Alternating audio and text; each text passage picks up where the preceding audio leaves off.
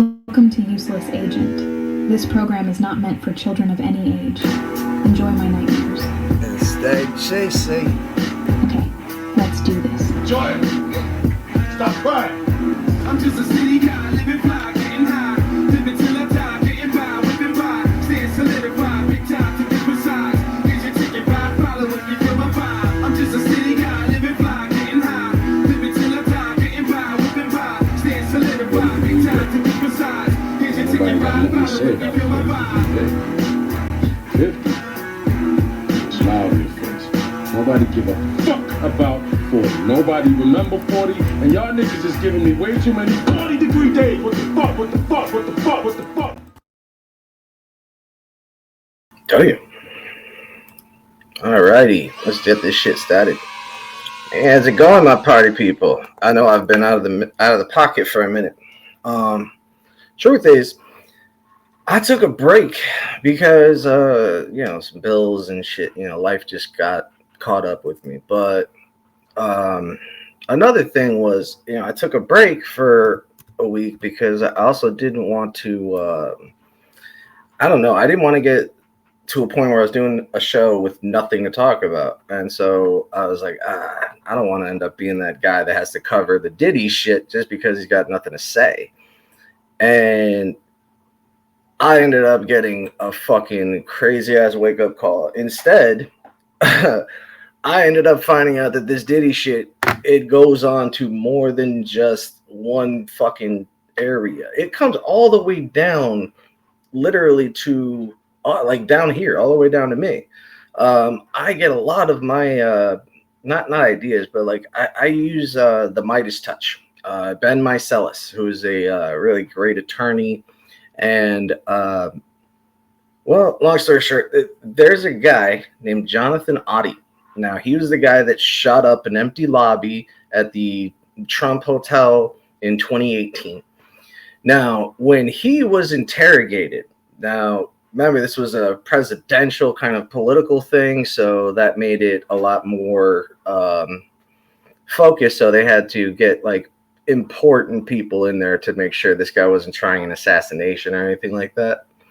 And his testimony, now it's from 2018, actually talks about the shit that's going on right now.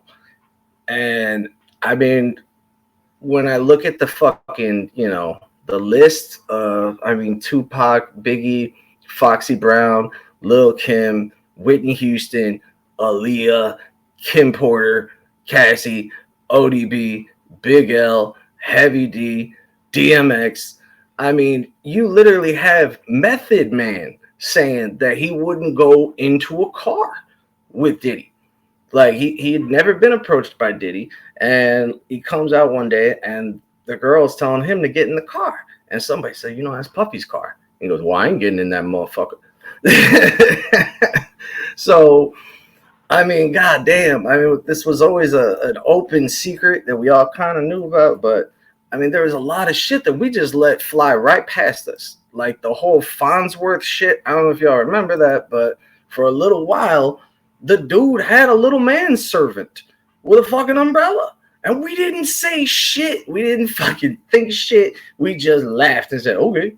The only person really making fun of it was Chappelle. That was the only motherfucker making fun of that shit. It was a really strange time in hip hop, and everything was starting to get really random, and nerd hip hop was getting more popular, where you got like Pharrell and shit like that, and so it just kept snowballing. So let's start with the Johnathon Oddi interrogation. I want to show you guys the crazy accusations he made that are no longer that fucking crazy. Now this channel, on this station particularly, they really try, it's called Sidebar, they're really trying to take away, it seems like this guy's desperate to take away this guy's credibility. But this is the crazy guy that shot up that fucking hotel. That's Johnathon Oddi right here. And yeah, it's familiar to you, and I will explain why. But what I'm also going to do is try to break down and possibly no, I don't need you to do that. That's what I'm here for, buddy. All right, so All right, let's get to the first part. So, who is Johnathon Oddi? To Diddy, or should I say? And so this was the shootout right here. Now, he got shot in the leg, Two in and one leg, one in the other. And while at the hospital, Oddi reportedly made several bizarre statements and asked repeatedly to speak with the FBI, Secret Service, CIA, the media. When Oddi appeared before a judge, he didn't make any kind of wild outbursts, but he seemingly admitted to committing at least one of the crimes he's charged with. 1 count of aggravated assault with a firearm, 1 count of armed burglary with a battery or an assault, 1 count of armed criminal mischief causing damages greater than $1,000, 1 count of armed grand theft, and 1 count of making a false fire alarm offense. So those are the charges. Sir, do you have any money to pay for your own private attorney? I will request as of now that the court grants me an attorney. I do have funds to pay for my attorney, but I haven't. okay, so he obviously sounds a little weird, right? He sounds a little fucked up, and just a creepy fucking dude. And he's obviously got like nothing to lose. And when people have nothing to lose, you know, they're really dangerous. So I would not be surprised to find out this guy is no longer with us. But yeah, let's try to get. I'm trying to get to where that motherfucker ain't talking. And we have part of that. This interrogation. I will motherfucker tell you keeps right now, talking. I'm sorry, guys. All right, let me skip this motherfucker. You need to shut the fuck up, bro. Yeah, go ahead. Yeah, he's part of what's called the Boule. The Boule is a branch of the Illuminati. Okay. The Belays. It's the black. Okay, first thing to talk about here. Shut up. I don't want to hear from you. So he's saying it's called the Belays. Now we know what Belays sauce is, but that's more of a bolognese. But all right, so he goes from that to Really go into detail. he actually goes into detail about what he had to do for Diddy, and apparently he was another one of these well-known concubines. And we'll get to Jaguar Wright talking about Farnsworth being a concubine himself, but let's keep going. This is when he starts to create a web of people that he believes are involved in. That's why he's so with Sean, okay? And he belongs to that. That he believes are involved in a larger conspiracy. I settlement with Sean, okay? And he belongs to that agenda. That's why he's so famous. They land all the contracts. It's his attorneys, which are Mark Garagos and Ben Mercedes. See, now he's saying Ben Mercedes. What he is trying to say is Ben Mycelis. Now, Mycelis is the guy from the Midas Touch. And like I said, we watch his programs. We support his work. He is a good attorney. Now, apparently he did work for Bad Boy as an intern. So that's what I'm saying. These connections are no longer that crazy because they're actually coming all the way down here now. Now it's trickling down and we're seeing it, you know, affecting a lot of shit. So this does not sound crazy at all anymore. And, you know, the fact that he calls it a black Illuminati is that much more, you know, kind of believable because we know that blacks are not allowed in the Illuminati. So they would have to go through some sort of separate process or go through a separate group. Now, we know that the people within these higher circles, and I won't necessarily call it Illuminati, but let's just say the shady shit. And so when those dudes are on that shady shit, you know, there's like so much fucking goddamn, fucking, there's so much foot between rumor mills and all this shit. So when he's talking about Ben Mercedes and Mycelis has put out a press release saying that, yes, he did work for Bad Boy. Yeah, he was an intern and that he basically got yelled at all day.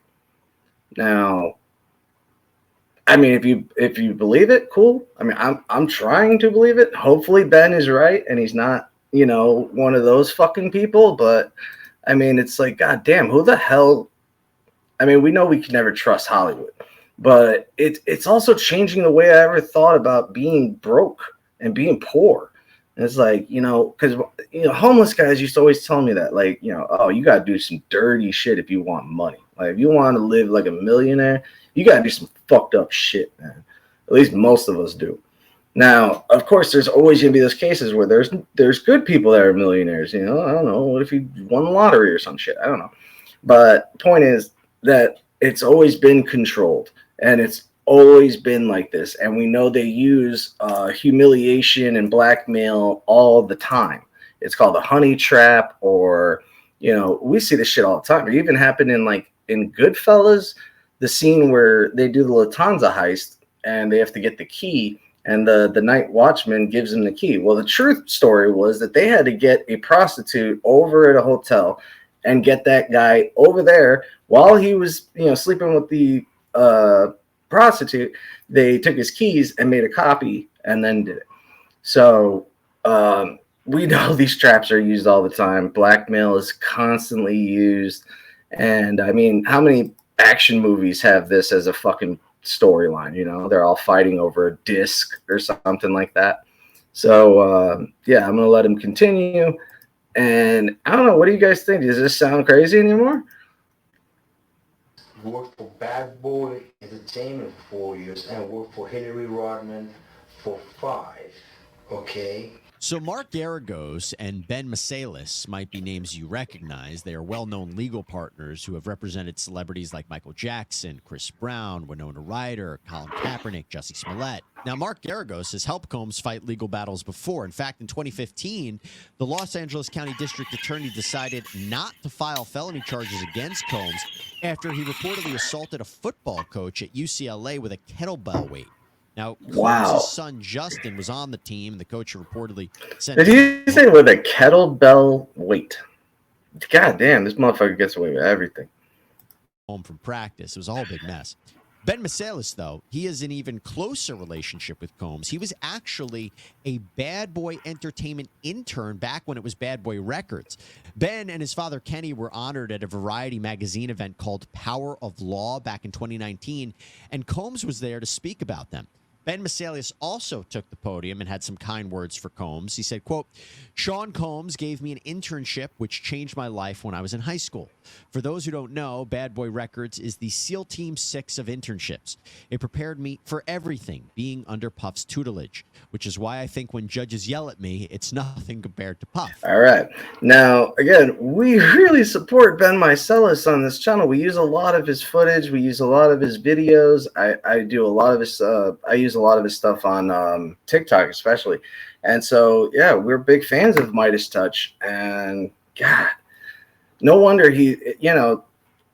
this guy Oddi is going to continue on saying that this is all an agenda to hate Trump. But that I don't necessarily believe. But I do think that it's always been strange that a black man never seemed to be able to get a whole career, Like, there's always something missing, whether it's the end of their career or the beginning. Like Samuel Jackson, he didn't start till he was much older. But look at all those motherfuckers that just disappear, and now we're starting to see them again. And it's because the politics and that all that Weinstein shit had to die out. And once that shit, once the Weinstein and Epstein, shit came out, it did a lot of change for us and in the industry, which is great. But yeah, we still got to deal with this shit. So whether Ben Masalis, I don't think Ben Masalis has anything to do with it. He just seems like kind of a wimpy guy. I mean, no offense to Ben Masalis, but I just don't see. I mean, that's when he's a wimpy guy, so that makes it even more suspicious, man. Before this lawsuit was ever filed, before any of these details that she alleged were made public, this is what he said. I had sex with Cassie and Sean. Basically, he would masturbate and tell me what to do with Cassie. I had like 15 encounters, and I heard a lot of business. Because what they would do is Sean talks a lot on the phone and on the TV with speakers and stuff, and I was like a sex slave. Okay. Remember, this is 2018. That's all. All right. That is eerie. That is eerie. But not only that. He continues a little bit further. came back and I sued him for the herpes and won. Dude. I caught herpes, and I came back and I sued him for the herpes and won. But they did. Mark Eros and Ben Mercedes were his attorneys. Okay. See, then he circles back. Here was my attorney. They asked me to turn in that, which was the video recording, and I did so.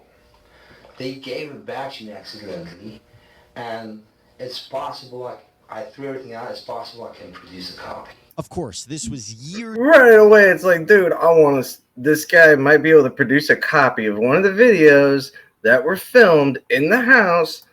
I mean, shit, we should almost let the guy go, or at least fucking go to his. Let him get this shit, you know.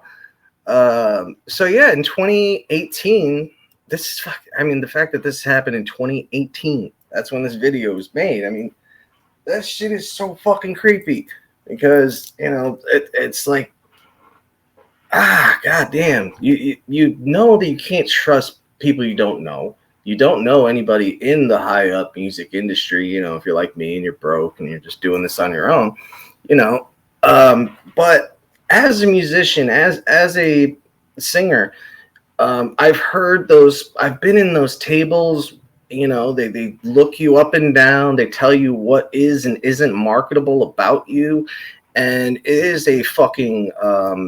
It's degrading. It's a degrading business sometimes, and especially if you want to do something in art. Now, for a lot of us, we don't. A lot of us rely on that shit. So, I had always played acoustic shows and done just whatever I could to get by. And every time, whether it was a solo thing or it was with a band, it was constantly this like hurry up and wait shit. And then you finally get these like people to talk to, and you're doing these stupid photos and shit like that. You know, they put smoke in the photos and you don't even fucking want it. They're just like blowing this red smoke in my face to make the background look cool. And it is a degrading business. And the way you feel like such a prostitute sitting across that table as everyone's staring at you, telling you he's cute, but he's not like TV cute. Like, what the fuck? You know, I'm right here, right? I'm talking to you, motherfuckers. But that's how they treat you. And so this Oddi guy just no longer sounds that far-fetched. And let him continue. People who have agendas. He claims the hip-hop world had its own goal. The hip-hop agenda is an agenda to move drugs all over the United States. You need to inform the DEA. Okay, now this does make sense to say that the agenda is drug dealing and sending drugs across state lines and across the country. Now, we know that also is true because of guys like even the Rat Pack used to transport drugs to and fro. And since they all have private jets and private airliners, they don't have to go through customs. They don't have to go through all the strenuous, scrutiny and actual precautions. They don't have to do any of that safety shit. So they're free to fly about the fucking country. So yeah, why wouldn't you become a mule? You know, like you're allowed to be a mule. I mean, we don't guard poppy fields for nothing. You know, government does that for a reason. They move all the dope. Okay, all the dope on private jets, which don't get screened by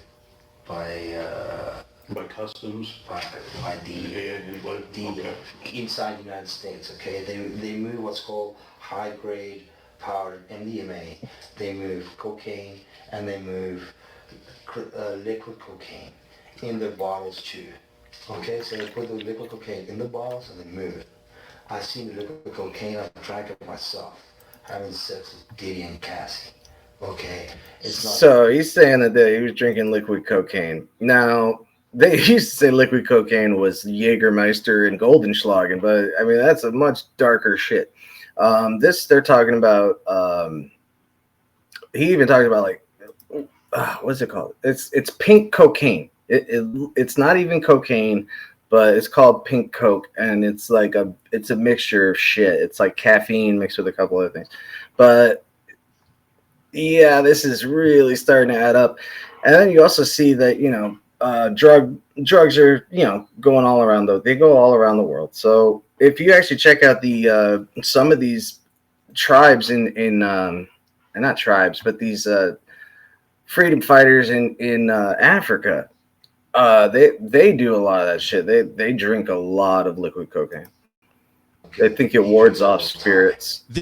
This particular statement brings your attention to multiple allegations in Cassie's lawsuit, as well as a lawsuit that was filed by Lil Rod, we know. So that's why I'm not gonna fucking waste time with that shit and giving you guys any prefaces, because you guys know what the fuck I'm talking about. You know what you're looking at. You click this for a reason. I'm never gonna insult your intelligence. I don't like to over-explain shit. Okay, was he scared that I was gonna expose him? I don't want to talk about Diddy right now. I want to talk about you. Help me understand you. Fuck that. Talk Was he more. scared? I've settled $4.125 million with Diddy. Okay, was he scared that I was gonna expose him? $5 million. Okay, because they know he is very alpha. Okay, very alpha. See, this is where it gets weird. This is where it gets bullshit. He thinks that it's a side agenda for them to fight Trump because he's such an alpha. He likes money. He likes to make money, and he likes women. And they know they want to defame him in certain ways with Stormy, with other people, because they want him out of the government. Okay. But it ain't happening because it's too smart. You understand what I'm saying? Trying to, right? Trying to. We have a similar type of intelligence and overview of things. The only thing is he's not seeing that Hillary is a distant cousin of his and Obama have a different plan for him. Oh, God. Understand? No offense with Obama. I love each and every American. You know what? I'm actually going to cut the rest of it. You guys can check out this part if you want. I don't think it has anything to do with anything, so I'm just going to cut it out. He tries to say some stupid shit that Osama bin Laden was actually Obama. Now, that's when I'm like, okay, and now you lost me. Like, you had me for a while, and then you lost me with that shit. But, yeah, none of that sounds that strange anymore. And when they keep saying this shit about, it's a thing against Trump. Well, yeah, nobody wants Trump in the fucking government. Nobody. The guy sells our own fucking military secrets, dude. Like, we need a president that wants to put a stop to the secrecy, put transparency back into play, but not an authoritarian dictatorship. That's all that fucker wants, man. And they're all in the same fucking circle. So Trump will be the last motherfucker. I'm not trusting anybody that's on an Epstein list. If you've been fucking hanging out with Epstein every fucking day, you already lost your damn credibility. So Jaguar Wright is the one that is really getting credit for blowing this shit up. And I love that she does because, somebody's got to do it. And it just, I don't know, it just keeps getting weirder, man. So, yeah, let's go ahead and start with this one. And honestly, I think Kevin Hart's career is going to go off after this. I'm pretty sure he's like never going to get a movie again. I bet you he's probably like fucking canceling every phone, trying to get his number off, all that shit, All right, let's see.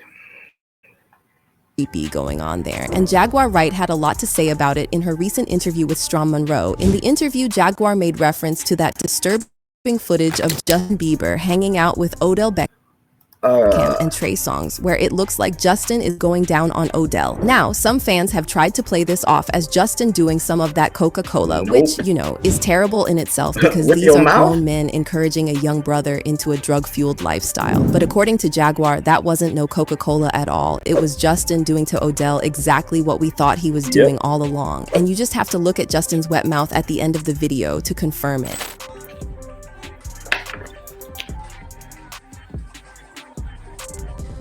That is fucked up.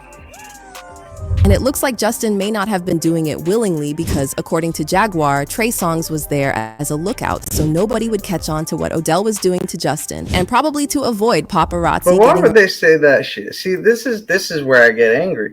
This constant bullshit about like, oh, they're just victims. They're victims. They're prostitutes. All right. You are only allowed to get so much, right?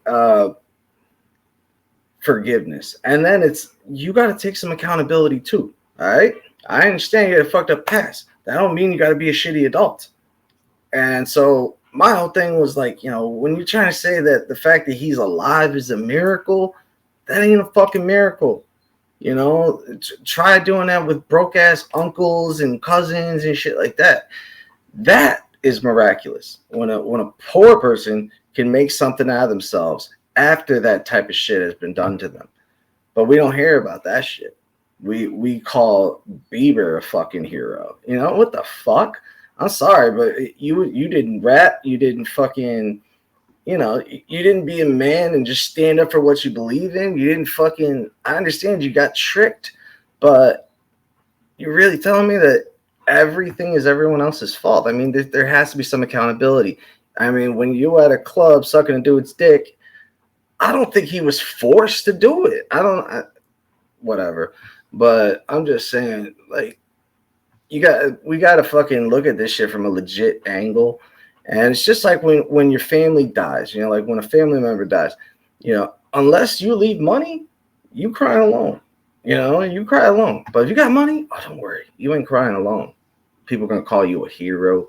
People are going to give you hugs. You know what everyone else gets? A fucking job. That's what they get. They get a fucking boot in the ass, a Band-Aid, and go get a job, bitch. That's the rest of our lives, And the fact that, all these creepy motherfuckers are all popping up is, shit, it's not surprising. How many times have we been warning everyone about this shit? Now, I think some of the things go too far, but I think the sacrificing rituals and shit like that type of stuff does happen, not nearly as regularly as people like Alex Jones will want you to think, but it does fucking happen. And that's the thing, is you have to know to give credibility or give some credit where it's due to people that would seem discredited. I never understood why, because someone's a hooker, that means they don't have eyes. Like if a hooker says, I saw that motherfucker, shoot that motherfucker, they discredit her because she's a crackhead or a prostitute. What? They can't have eyes? So, even a fucking broken clock is right twice a day. So, yeah, and that doesn't. So, yeah, I just don't want anyone to think I don't have any sympathy for him. I do. I really do. But I also have sympathy for real people that go through this shit and don't get fucking Maseratis and shit like that for it. All right. That's what I have to put in perspective. Come in, Trey Songz. Yes. So when they say that, was this a gangbang? I don't think so.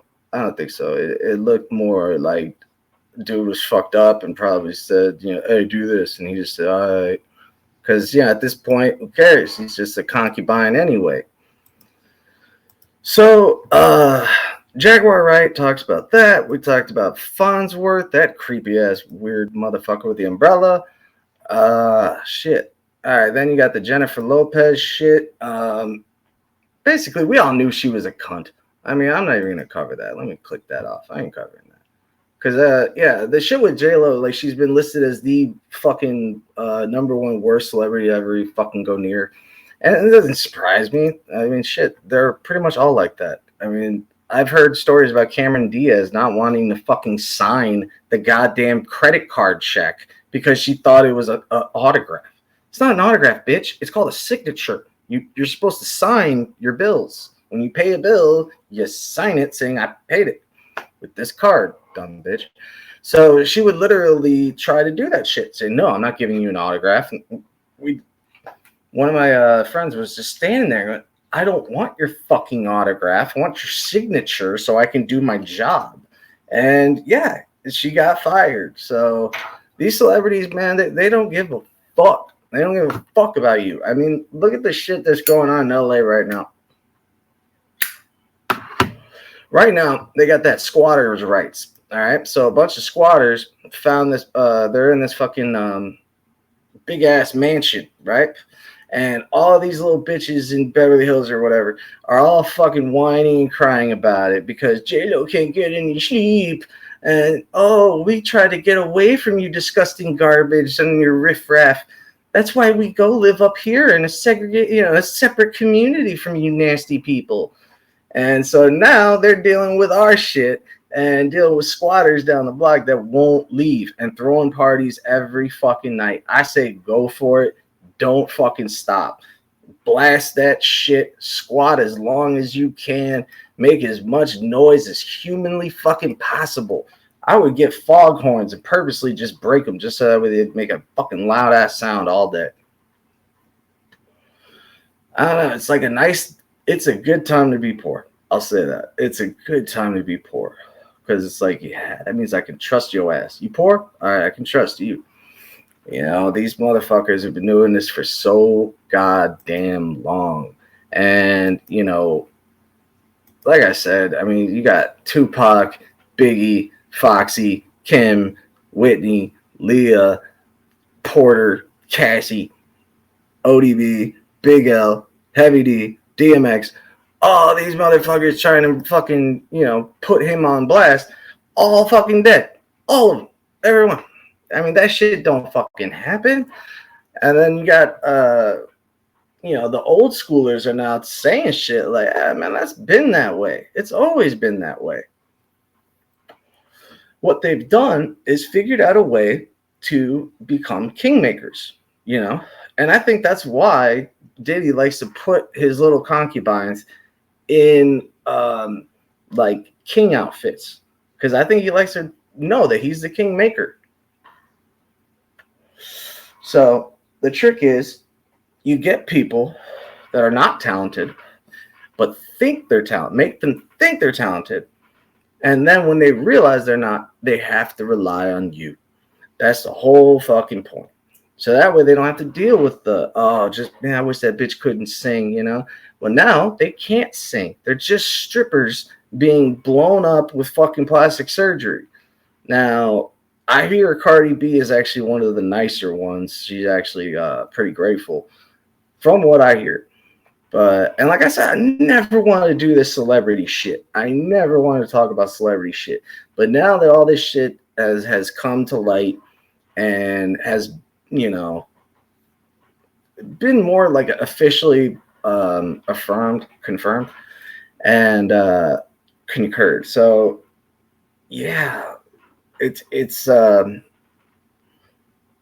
industry that has always been fucking evil and relied on the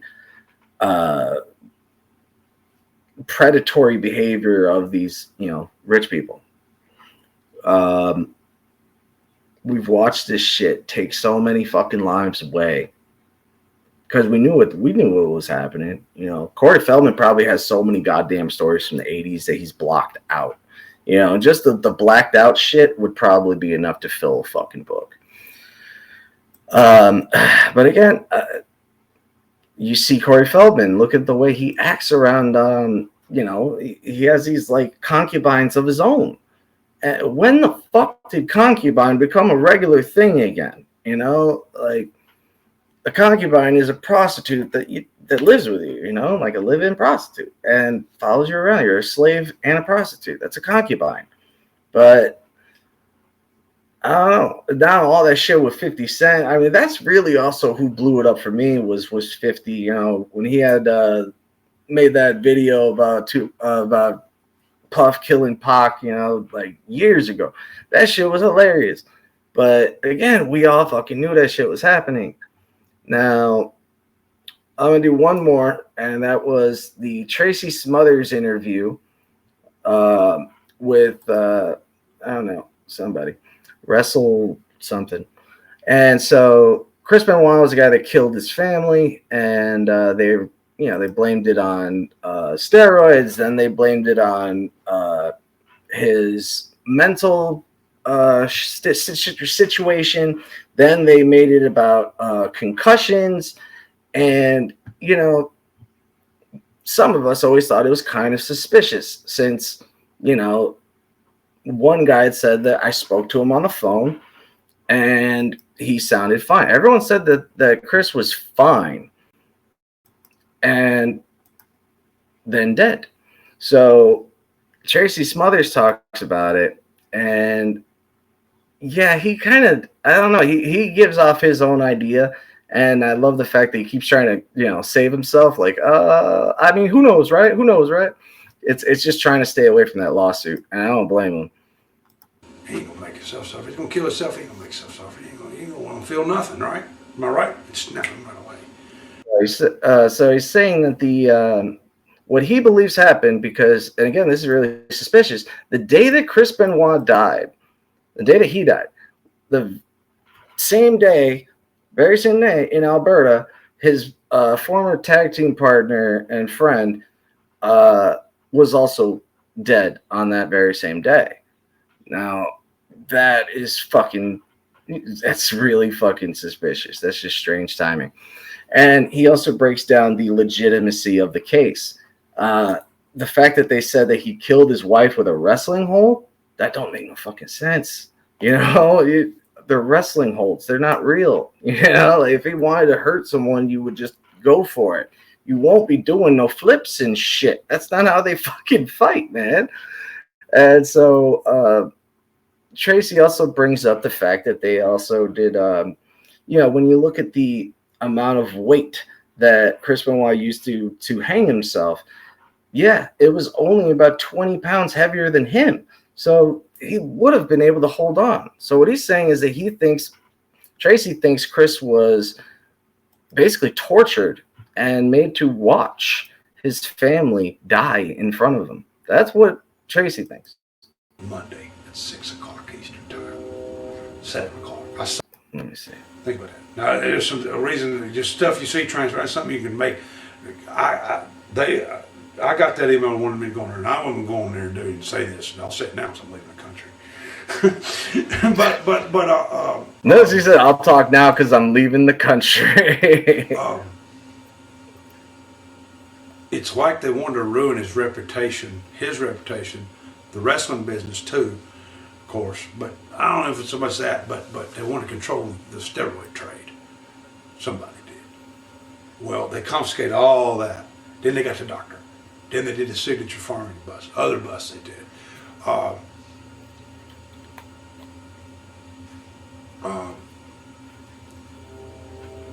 He takes a hit. He was real paranoid. Felt like he's being followed. And he probably was. I think he was. All right, well, here's the thing. They started yelling steroids, right? I know I'll get off on it, but they start doing that, all the heat on steroids did, so they made all this bust. A month later, it's about a month.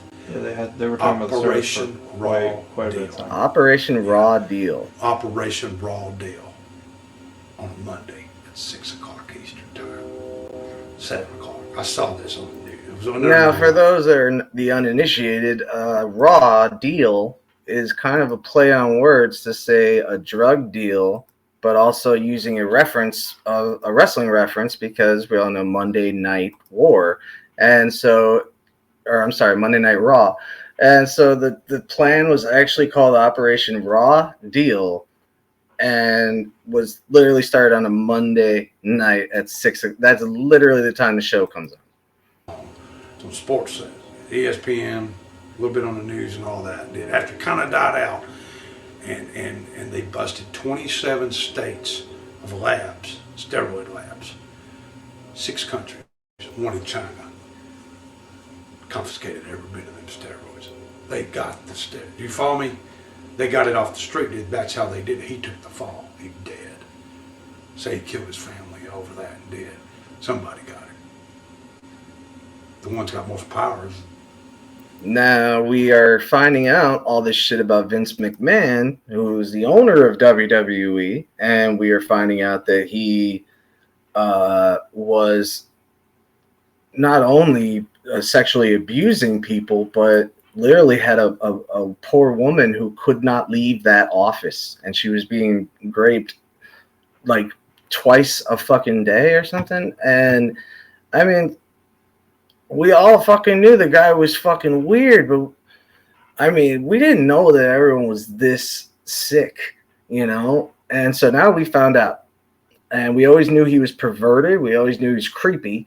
But now we know he's also a rapist. So Vince McMahon's going to lose everything. And he deserves to lose everything. I don't know why you would do all that shit. And then you look at the political realm and notice that all these wrestlers that go into politics, they usually win. You know, Jesse Ventura, Glenn Jacobs. And so Vince McMahon was married to Linda McMahon, who, you know, was also a politician and ran for state. So there is a strange political and law enforcement kind of agenda that fit in here. It's like all of these little fucking spots are all just a means to an end, you know? And so it's really going to change the way we look at entertainment from here on out, you know? This is going to be a kind of, this is the 9/11 for these fucking assholes. And, you know, that's how this is starting. And yeah. What do you guys think about all this shit? Am I paranoid? Is this shit real? Or, I mean, goddamn, how many fucking more cases do we really have to hear before we actually start listening? You know? It's far too late to throw this shit in the fucking back. It's far too late to turn back on this shit now. So you're either with us or you are with the grapists. All right? George Bush. All right, so that's it for me. Check out those links. I'll put some links below and put it on YouTube. But definitely check out Johnathon Oddi. Check out Jaguar Wright. And goddamn. Oh, yeah. And by the way, RIP to OJ. And yeah. So, yeah.